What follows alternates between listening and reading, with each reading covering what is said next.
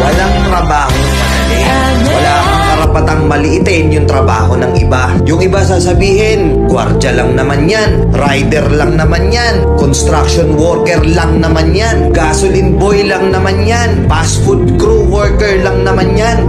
Pucha, nagkaroon lang tayo ng maganda-gandang klase ng trabaho. Akala na natin kung sino na tayong entitled sa mundong to. Minamaliit natin yung mga taong mas mabababa yung sakin.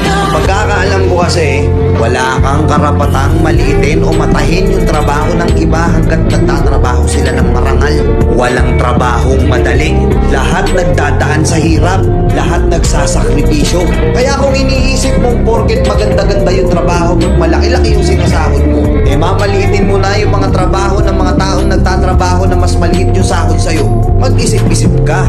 Baka bawiin sa'yo yan. Baka biglang bumaliktad yung mundo at sila naman yung umangat. Kahit anong trabaho mo, magpakumbaba ka pa rin. Bilog ang mundo, hindi palagi nasa taas ka. Kaya hanggat maaari sa lahat ng oras, magpakumbaba ka. Diba?